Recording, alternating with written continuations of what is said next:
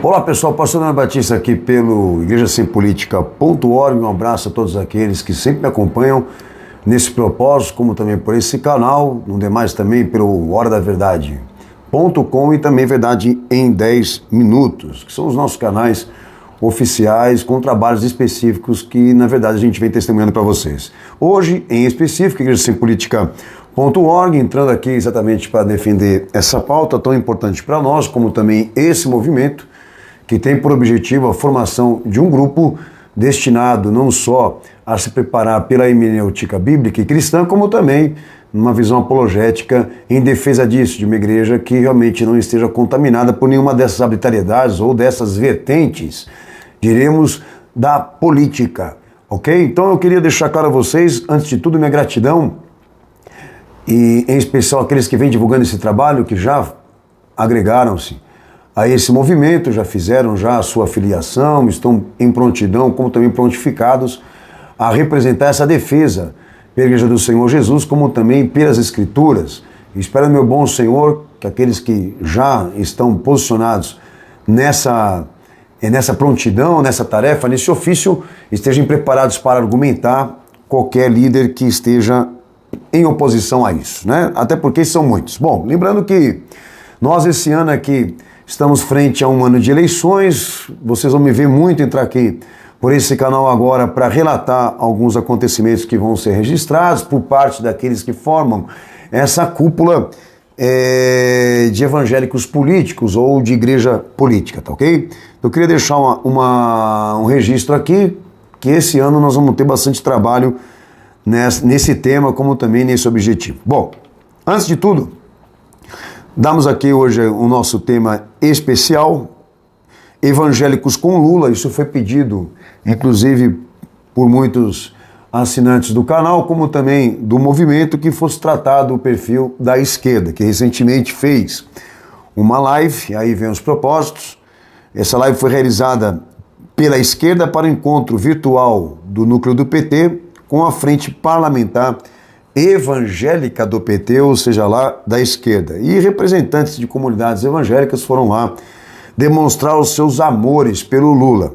Bom, os meus objetivos específicos com esse tema e esse propósito é as pautas e as reivindicações teológicas que foram discutidas ali, entre eles, em destaque, a articulação do Vaticano, mais específico da CMI, em formar essa ideia de um Jesus político de extrema esquerda, representada pelo Lula, porque é importante lembrar que a Igreja Católica financia isso, tá? E eu vou explicar por quê. Há alguns detalhes aqui que eu entendo que são importantes para a gente formar essa base do entendimento do que está rolando aí, tá? E obviamente algumas coisas que eu vou dizer aqui são repetitivas em vídeos, porque se trata disso, dos princípios dessa hermenêutica que é bíblica e deve ser, que nos dá ali o código regulador e administrativo do que seria ser igreja ou ser cristão ou do governo específico, do governo eclesiástico.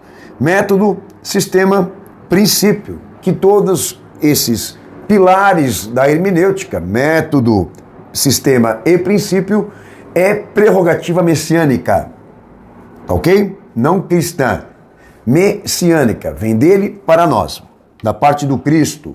Então existem três importâncias dentro desses princípios ou dessa hermenêutica bíblica, e a primeira delas é quem tem a autoridade teológica. Outro dia mesmo eu escutei o Silas Malafaia, nós vamos trazer um vídeo sobre ele daqui a alguns dias, tratando a autoridade, dizendo ele ser uma autoridade e ali deixando claro o que ele pensa sobre isso. Então é muito importante que nós estamos aqui falando pelos vídeos, explicando para você pelo site, porque se trata da Escritura, não do que as pessoas pensam. Então, o que se pensa sobre a autoridade teológica, que é o primeiro dos princípios do que se defende movimento Igreja Sem Política.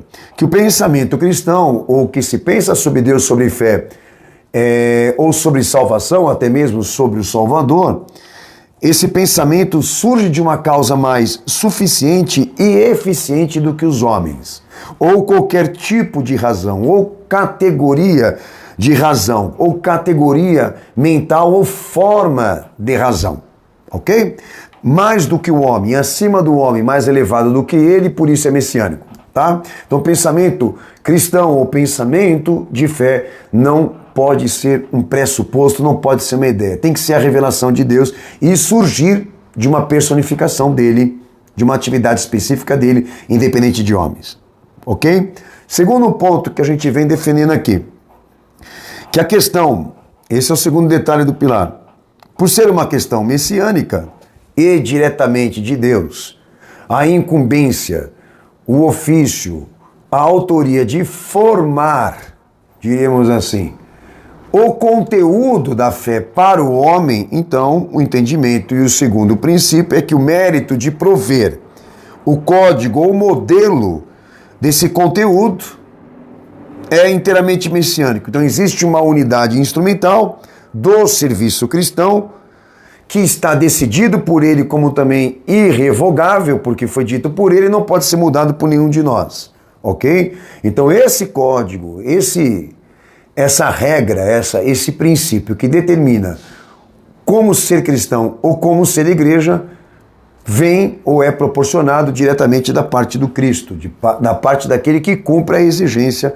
messiânica. Então aqui dois detalhes importantes: a autoridade teológica surge do Messias, como também a incumbência e o dever de prover o conteúdo da fé e também o conteúdo doutrinário do que diríamos unidade instrumental do serviço cristão. Bom, e o terceiro ponto, que aí entra o terceiro pilar do pensamento, do que defende o movimento Igreja Sem Política, surge o que, na verdade, nós entendemos por governo eclesiástico. A igreja histórica, a igreja ininterrupta, a igreja modelo, aquela que segue para todas como modelo de comparação, o instrumento histórico dessa igreja, que está fundamentada por intermédio de homens que Jesus escolheu a dedo, para que eles fossem a estrutura, ou o modelo. Ali dentro desse governo eclesiástico de Atos, dentro desse governo eclesiástico, Jesus deu aos apóstolos duas chaves de autoridade que consiste em conhecimento e também disciplina. Conhecimento doutrinário e disciplina. Conhecimento doutrinário e autoridade de disciplina. Eles não receberam autoridade de formulação. Eles não receberam autoridade para produzir. Eles receberam autoridade para execução. Então, ou seja, dentro do governo eclesiástico que Jesus instituiu pelo seu poder por homens que ele preparou e escolheu, a autoridade ali é a pregação e a legitimidade da disciplina. Então, ali dentro dessa igreja, cujo autoridade é o conhecimento de Cristo e a disciplina da fé, não existe ali, ou não se possibilita ali historicamente, uma igreja feita de hierarquias, de cargos dentro de uma visão institucional, uma igreja do Estado, uma igreja cujo poder seja político, cujo poder da igreja seja a influência, tá? A autoridade que está sobre ela é provar que Jesus fez isso mesmo, a legitimidade de sua ação, de seu ministério, é provar isso. Que Jesus pediu isso, que ele ordenou isso, que ele testemunhou isso, que esse método, esse sistema e esse princípio é dele. Então as ações ali deveriam ser legítimas, ok? Então diríamos que o método, o sistema e o princípio precisam ser interpretados messianicamente em Jesus. E essa igreja levou a sério isso, e por isso se tratavam de homens que Jesus, na verdade, havia preparado e escolhido. Então é isso que o movimento Igreja Sem Política defende. As que vieram posteriores, as que vieram depois e posteriormente surgiram dentro da história, a gente vai entrar dentro do complexo do cristianismo, tá? Elas precisam entender isso, que o evangelho não surge da igreja, que a igreja não surge do Estado, que a igreja não é vista como uma mera inscrição estadual ou CNPJ, que a igreja não é uma instituição. A igreja são atos, a igreja são atitudes, a igreja que serve a Cristo, ela é vista dentro de uma responsabilidade, não de uma estrutura, de uma hierarquia institucional. Então aquilo que eu faço dentro da instituição tem que ser legítimo. A instituição não importa, o que importa é que aquilo que está sendo feito dentro dela é legítimo, está interpretado, muito bem fundamentado, no messianismo que Jesus cumpriu. Então, no que diz respeito à política, ou no que diz respeito à ligação da igreja ao Estado e etc, etc, não se possibilita, não é possível a Igreja de Cristo ser usada para fins ideológicos, para fins filosóficos e muito mais ainda para fins políticos, porque você não vai conseguir me provar um Jesus político e muito mais a primeira igreja nesse esquema que as demais estão. Ponto.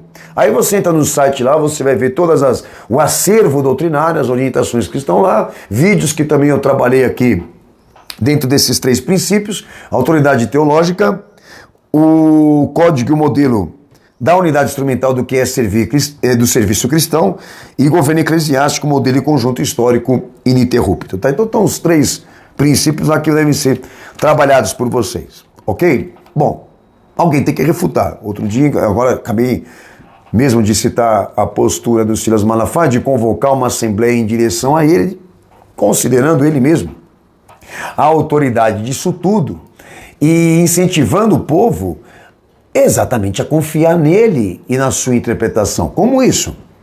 Tá? Mas eu prometo que logo a gente vai traduzir a imbecilidade dele e como dos demais que agora vão entrar em campanha, seja pela esquerda ou pela direita. Vamos lá.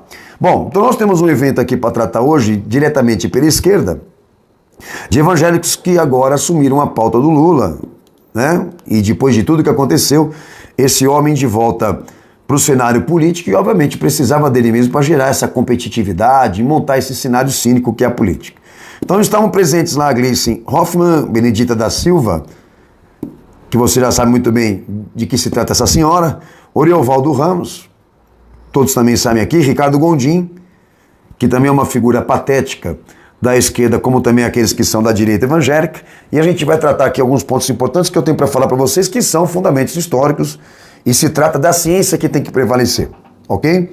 Então, quando nós voltamos lá para trás para entender os princípios hereditários da política, ou seja, a política que chega para nós é a forma antiga de Roma governar o mundo. Senhores, a política é a mesma.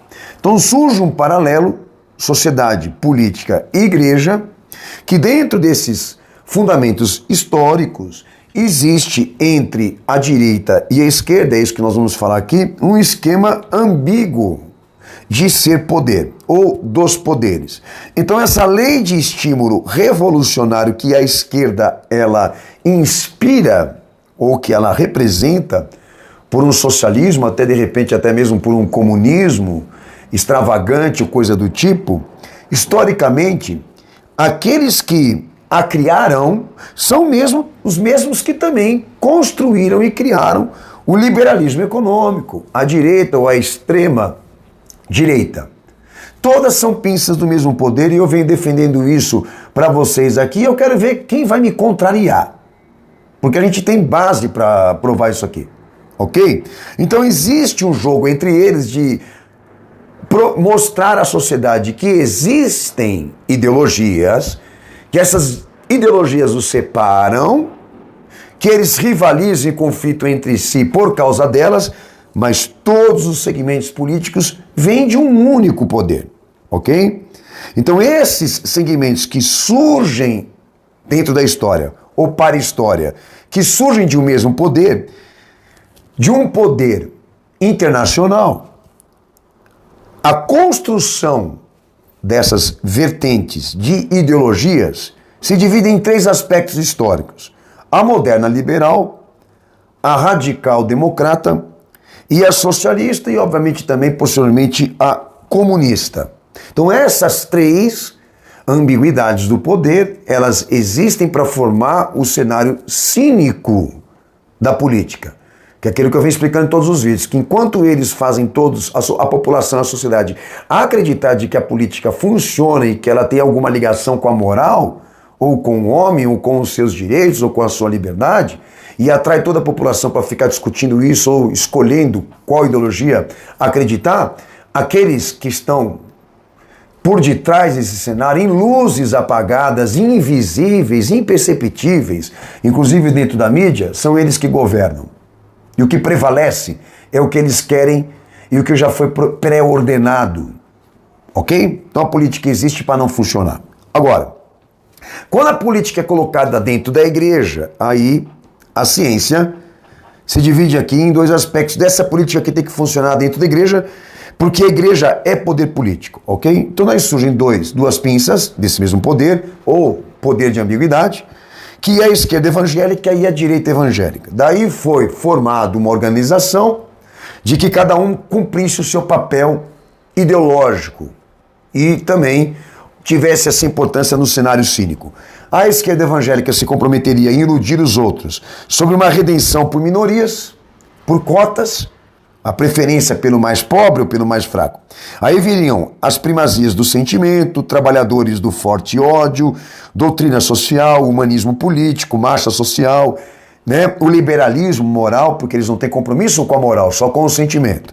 Aí vem a direita evangélica dizendo, então nosso papel será, no cenário cínico, cumprir isso aqui. Direita evangélica, por uma redenção econômica, pela formação de uma elite cristã, uma aristocracia cristã, expressões culturais, a gente vai aí um pouco mais para o calvinismo, expressões da vida, que aí já é mais um falso moralismo, né? Diríamos que eles estão ali enfatizando uma moral que na verdade eles não vivem e não preservam, né? Enquanto o lado esquerdo não faz privilégios ou menção pela moral porque quer o sentimento, a direita quer a moral, quer a tradição, os bons costumes, mas não pratica o essencial da fé. Então é tudo um esquema montado por eles, para que cada um cumpra o seu papel. Enquanto um lado procura erguer um pilar feito de cristãos prósperos, abençoados, para provar que Deus está neles, os outros baixam o nível intelectual disso, moral disso, só para se focar diretamente para aqueles que não tiveram chance na vida, ou não tiveram oportunidade de ser alguma coisa na pirâmide social. Então, tudo isso é um cenário cínico, por quê? Agora eu vou entrar na questão mais importante. Porque todos eles, por mais ideológicos que sejam, diferentes, que sejam, todos eles estão cumprindo a pauta das sensibilizações, que inclusive a ONU agora, ela, né, representa a gerência, diríamos. Então aí nós entramos, mais à frente agora, numa panorâmica histórica e religiosa, ao mesmo tempo política, dessa igreja que formou aquela outra ambiguidade, né?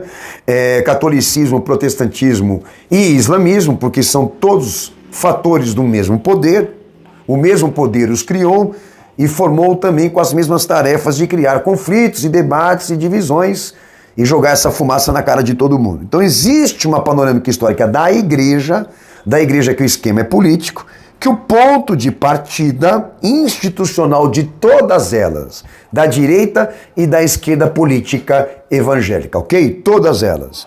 É o Pacto de Lausanne firmado por Roma em 1974, o CLAD I, Bolívia. Então notem vocês, eles têm ideologias diferentes, politicamente falando, até teologicamente também, mas em compensação, todos eles são de igrejas e instituições que Roma financiou, que o Vaticano ajudou a formar, inclusive os seus intelectuais.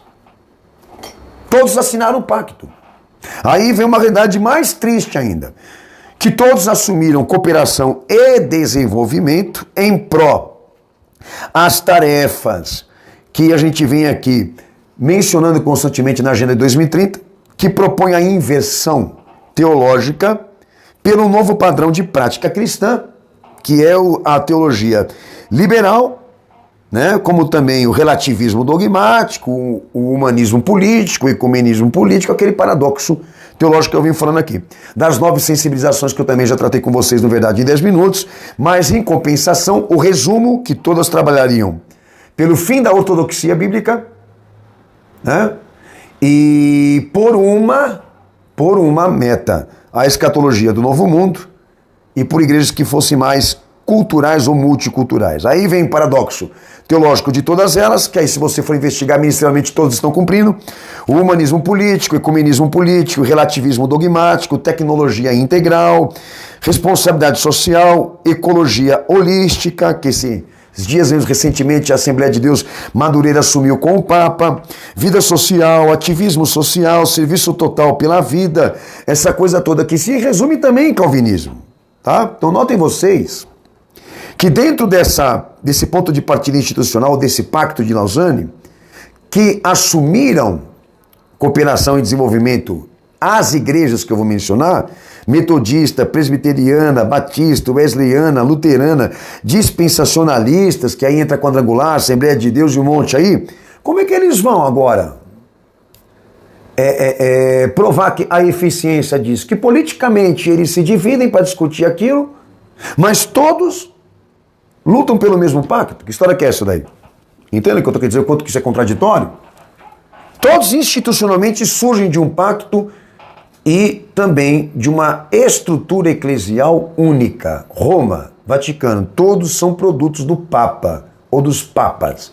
São igrejas de fachada. Bom, e agora no cenário político todos eles se dividem para discutir a ideologia. Senhores, isso daí é uma das mentiras mais absurdas que eu já descobri no sistema religioso. Mas em compensação, né, o pai deles, o pai teológico deles, Roma, em compensação, é importante frisar isso para vocês aqui, porque esse esquema é a chave da compreensão de como essas estruturas articulam esse desenvolvimento, ou essa cooperação, que na verdade é banir a autoridade da Escritura na formação religiosa da igreja, ou seja, é o confisco educacional.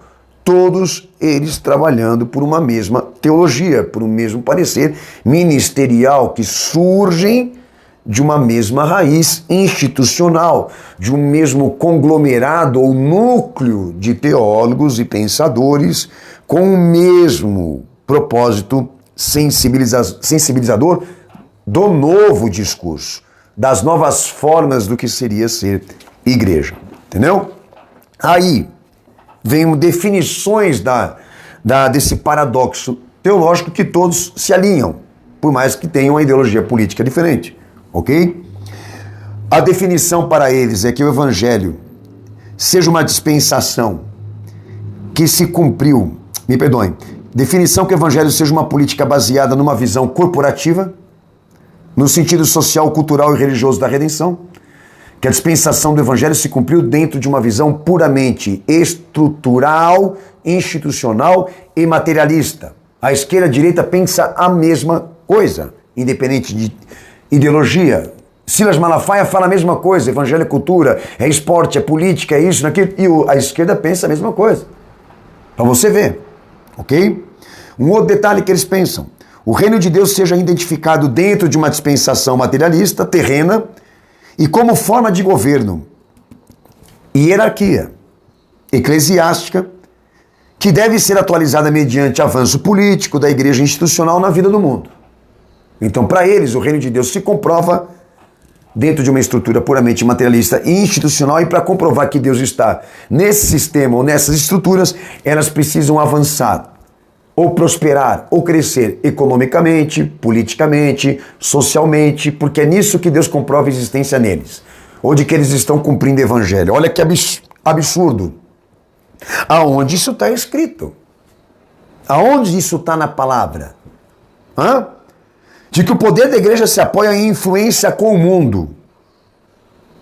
Que o poder e a autoridade da igreja se apoia em influência com o mundo corporativo, com o mundo eclesiástico, religioso, grupos religiosos, e também que estejam ligados ao Estado. Que recentemente agora aí, alguns deles disseram, ou traduziram, que a autoridade sacerdotal da qual exerciam, que ela se apoiava em hereditariedades. Ou seja, meu pai, meu avô foi fulano de tal, nós fundamos essa igreja, por isso ele tem autoridade. No nível da intelectualidade, dinastia, influência. Quem disse que a autoridade de um líder de igreja surge de princípios hereditários de dinastia familiar?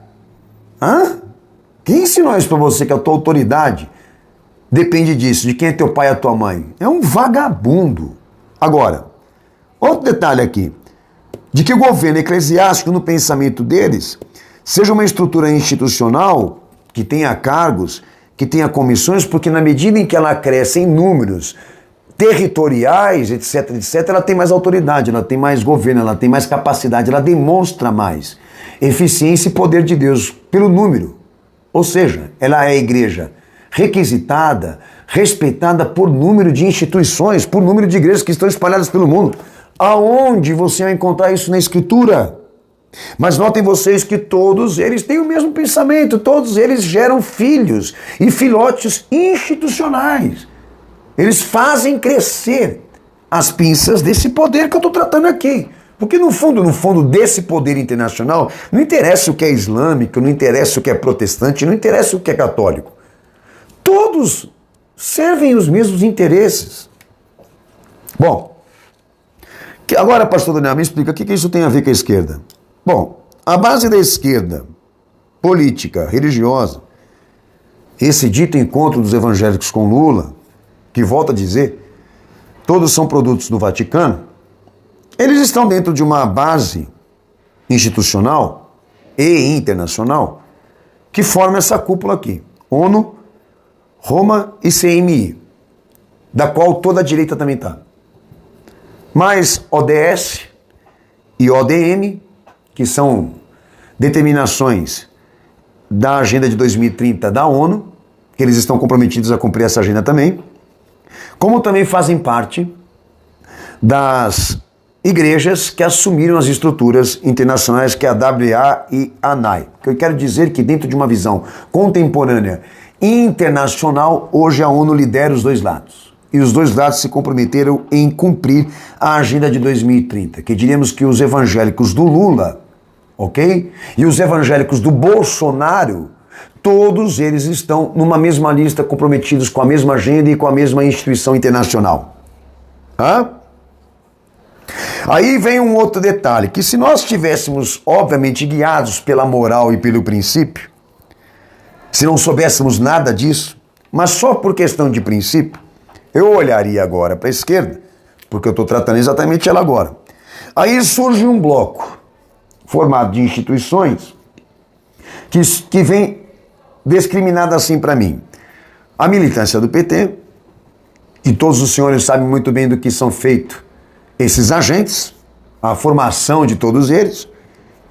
A Anajure, Missão Integral, Movimento Evangélico Progressista, Missão na Íntegra. A MTB, Associação Transculturais Brasileiras. O RENAS, Rede Evangélica Nacional de Ação Social. A Jocum. Eu estou falando de um bloco só. Que aí surge também Fórum de São Paulo, que eu já tratei para vocês aqui, do que é feito fora de São Paulo. E dentro do Fórum de São Paulo, sugestiona ali integrantes e associados como as Farc, PCC, Islã, a Fambras, né? MST, movimentos que deste bloco defendem ativismo pró-aborto, homossexualidade jurídica, legalização das drogas, a profissionalização da prostituição, até do roubo. Tem gente da esquerda defendendo isso daí. Então, teologicamente, vamos dizer assim, guiado por princípio moral, eu dentro de um bloco como esse aqui, sabendo a formação, a origem institucional, intelectual, até moral desses integrantes aqui, jamais eu poderia estar guiado por moral dentro de uma coisa desse nível aqui, você não concorda? Porque diríamos agora aqui que para Ed Renekiewicz, da IBAB, Valdir Stanvergel, se eu estiver errando o nome dele, se me perdoem, mas ele merece. Da Aliança Evangélica Brasileira, Movimento Lausanne, Oriovaldo Ramos da Missão da Íntegra, Ricardo Gontim da Bethesda. Se eu fosse um desses caras aqui com princípio moral, jamais eu me alinharia a um bloco desse nível aqui. Que obviamente se eu for fazer um levantamento da direita, eu também vou encontrar, tá? Mas só aqui, porque a pauta é eles, eu já falei, opa, Deus me livre. Porque eu, na condição de um cristão que aceita a política, guiado pela moral e pelos princípios da conduta cristã, eu não posso me afiliar a um negócio desse nível aqui. Desconsiderando esse lado de que não possa haver política ministerial para a igreja, mas só pela moral. Deus me livre. Deixa eu sair daqui, porque rola de tudo aqui, senhores. Sem falar que esses nomes que eu disse aqui, Valdir Estrangel, Ednei Requives, Oriovaldo Ramos, Ricardo Gondim, deles aqui, esses nomes aqui estão na lista do pagamento de instituições globalistas. Esses caras recebendo dinheiro da direita e da extrema direita ou do liberalismo econômico para exatamente pôr em pauta ou cumprir a esquerda.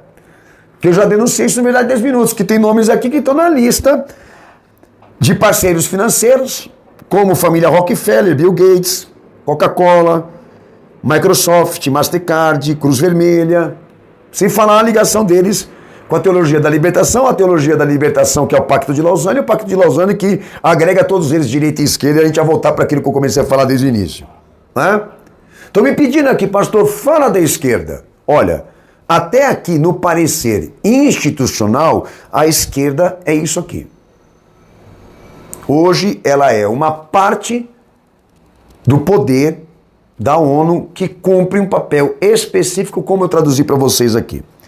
A pauta da esquerda é fazer levar à frente a ideologia, como a direita também, a ideologia política para gerar esses conflitos, para aflorar os anos, para gerar essa revolução, para gerar esse caos, para colocar bagunça na rua, para perturbar todo mundo, para todo mundo ficar inimigo um do outro enquanto eles avançam para o poder.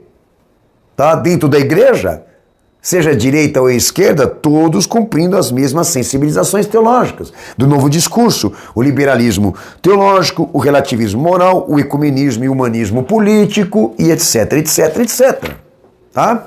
Agora, falando um pouco pela questão da teologia do discurso da esquerda evangélica, que é tão deplorável quanto a da direita, quando eles afirmam justificar em Cristo uma redenção por minorias e um evangelho por cotas, aí fundamentando esse lado do discurso e da ênfase da pauta deles, texto de Atos, capítulo 10, versos 33 ao 35, Romanos, capítulo 2, versículo 11, Gálatas 2, 6, Efésios 6, 9, Colossenses 3, 25, Romanos 10, versículo 12, Tiago 2, 9, Tiago 2, 1, 1 Pedro 2, 1, versículo 17, segundo os pareceres desse texto e segundo o que o nosso Senhor pregou quando esteve aqui em sua missão messiânica, na redenção que ele cumpriu, se existe um alvo determinante de redenção para ele, esse alvo determinante é a restauração do homem, não é o homem em si. Que diremos que quando Deus ama pelo Filho, quando Deus ama pelo Cristo que se fez Jesus, quando Deus procura pelo Filho estabelecer redenção, o alvo dele, o propósito dele, no amor que ele manifestou, é recuperar o homem. Não é a afeição. Deus não quer que o homem sinta o amor. Deus quer que o homem seja restaurado. Nesses textos que eu dei para vocês aqui, a definição é que o evangelho que se cumpriu em Jesus, ele não tem acepção, que quer dizer que no evangelho que se cumpriu em Cristo, se salva aquele que crê. No evangelho que se cumpriu em Jesus, tá? Todo milagre, toda profecia, toda escritura, toda a doutrina que ele proporcionou de si mesmo, se destina para aquele que crê. Não para aquele que tem necessidade material, não para aquele que é fraco, não para aquele que é necessitado, ou para aquele que é rico, ou para aquele que é poderoso. É para aquele que crê. É para aquele que crê. Não existe inclinação de afeição. Não existe exclusividade. Não há preferência por classes. Não há cota. Não existe um evangelho de pirâmide. Em Mateus 7, verso 14 ao 24, Jesus definiu que a árvore que não produz o bom fruto, ela é cortada e lançada no fogo.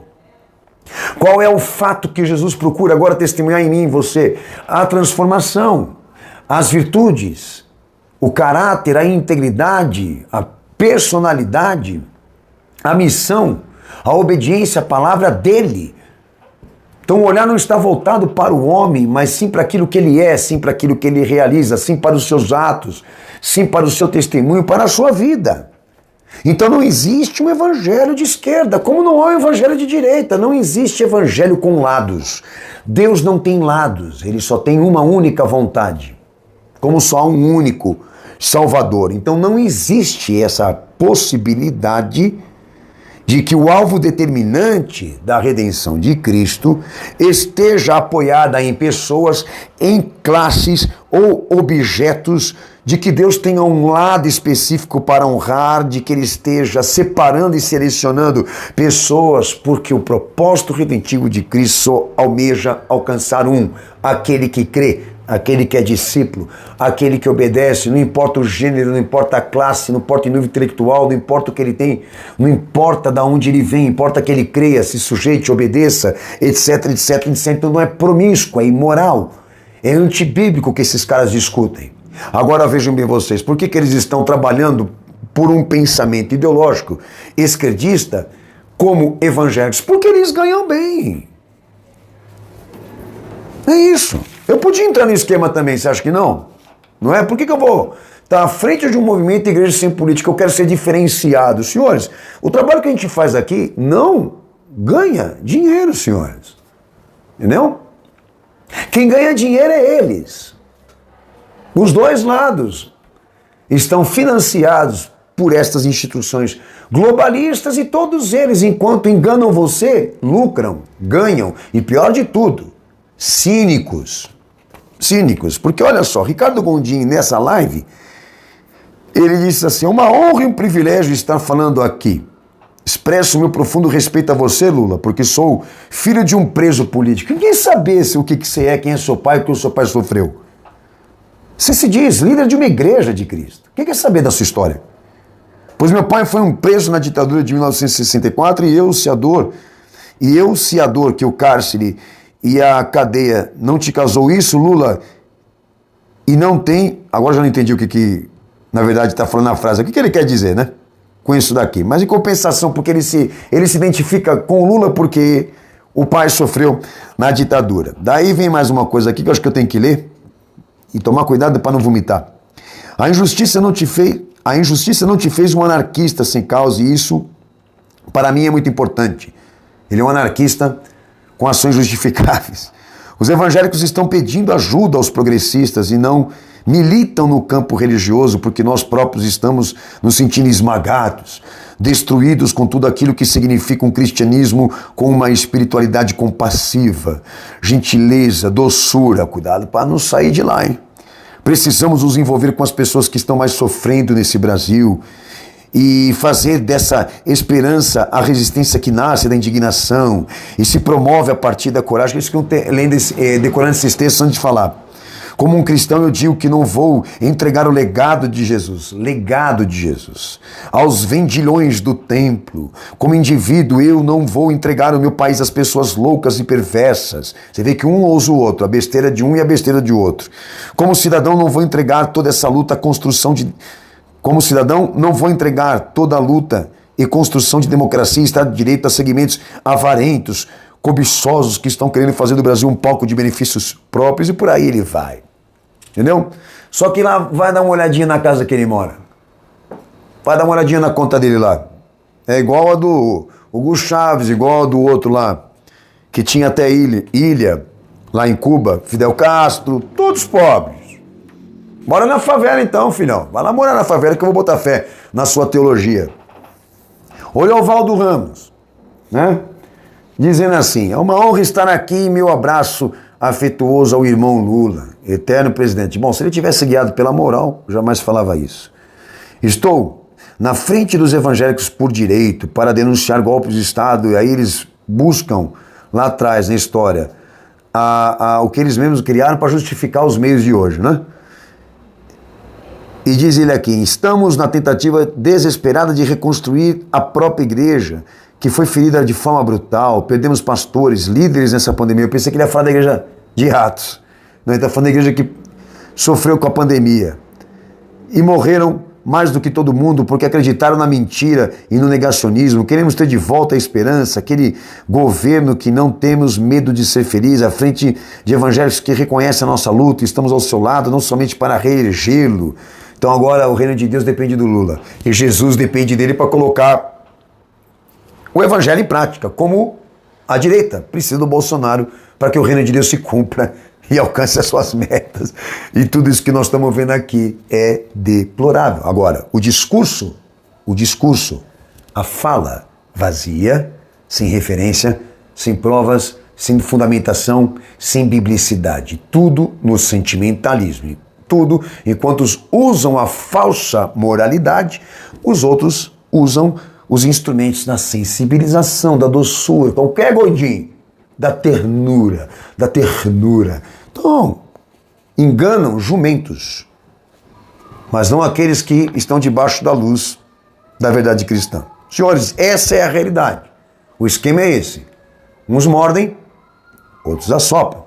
E assim, o que avança para nós, Agenda de 2030. O que avança para nós, ONU. O que avança para nós, poder internacional. A supranação, certo? O que está avançando para nós e fazendo funcionar é isso, e até a tecnocracia, né? A geopolítica da ONU, enquanto eles se divertem ganhando dinheiro com isso aqui, tá bom? Agora, eu desafio alguém que me prove quando, em que momento histórico Jesus assumiu algum partido, alguma ideologia, ou tenha utilizado de algum método, de algum sistema desse nível, desse porte e com essas diretrizes. Um abraço a todos vocês, a gente continua seguindo aqui nesse propósito, enquanto eles ganham dinheiro fazendo besteira, a gente prega a palavra, senhores. Um abraço, Deus abençoe vocês. Lembra, é ano de eleição e nós vamos ter muito trabalho ainda. Deus abençoe, Maranata, Jesus está voltando. Nosso Senhor merece uma igreja fiel. Então venha fazer parte desse ministério, desse movimento, Igreja Sem Política. Porque no fundo, se você não fizer alguma coisa contra isso, você é um deles.